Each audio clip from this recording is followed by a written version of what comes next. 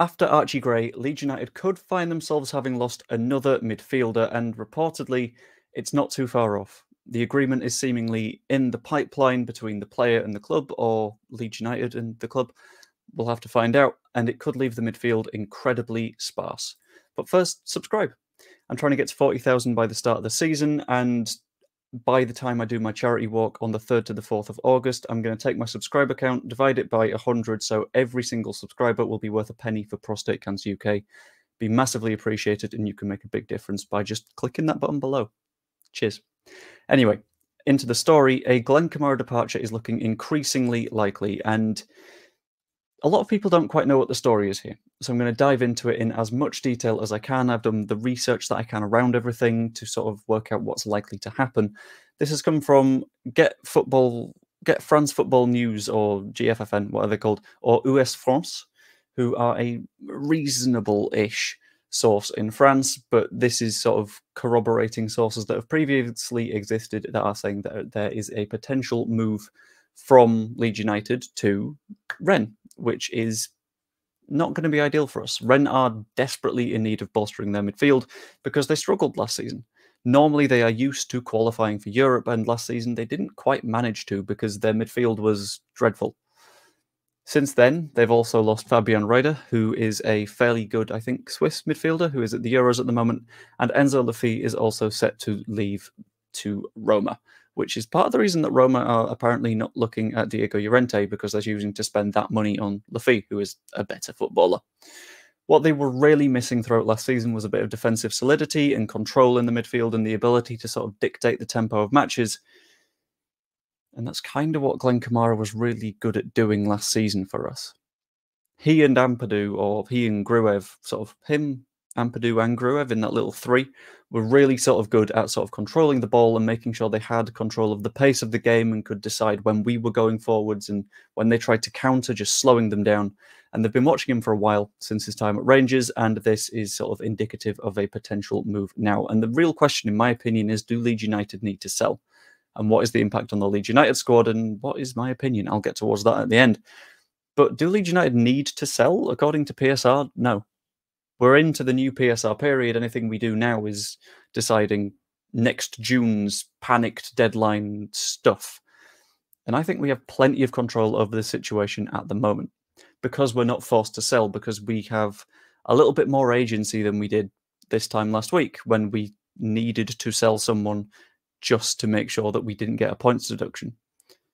It's important to note that any fee would have to be profit for us. So we signed him for £5 million, 4-year contract that amortizes down. So take 1.25 million quid off. It'd need to be over 3.75 million pounds to be profitable for us. But we need to consider the fact that Glenn Kamara himself might push for the move. Rennes regularly reach European football. Last season was absolutely an outlier in the fact that they didn't qualify. If Glenn Kamara looks at this season and thinks, I'm not certain if Leeds United go up and I don't know if I want to spend the third season in the Championship, he might think, Rennes have top-tier football, often European football. It's the perfect place to put myself going forwards.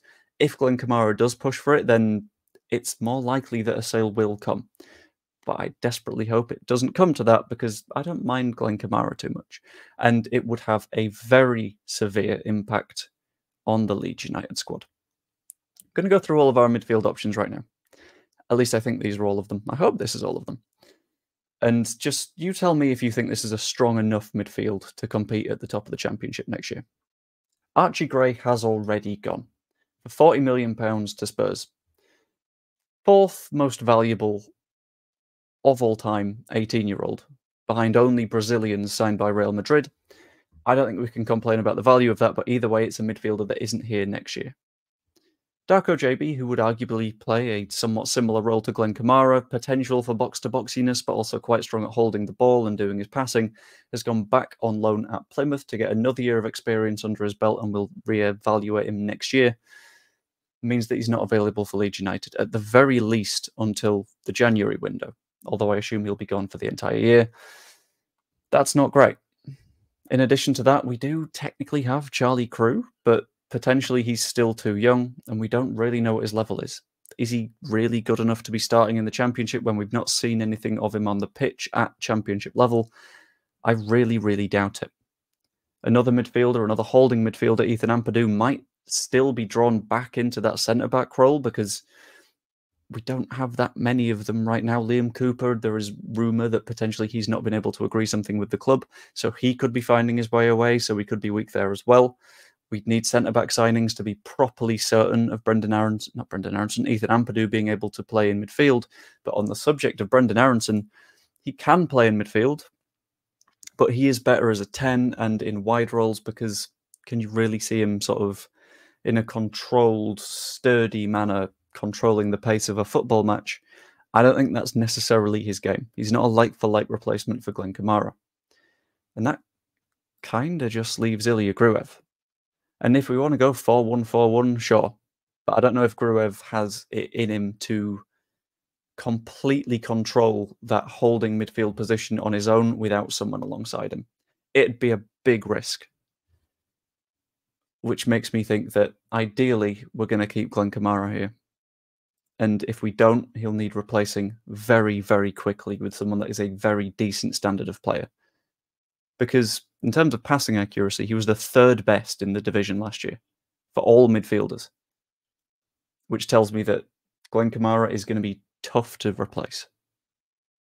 My opinion on the move is he did his job last season. He retained control of the vast majority of matches that we played in and managed to sort of give us a little bit of control and authority in the matches where it looked like it was going to slip. For example, when you saw Gray alongside Gruev, yeah, sure, we looked more exciting going forwards and Gray got into the more dangerous positions, but the other sides had a little bit more play as well, which made things a bit tough. I think we would need to profit very, very healthily for it to be worthwhile, and we'd need to be able to replace him immediately with someone at least of his level, ideally better. So honestly, I don't think I'd sell Glenn Kamara for less than £10 million.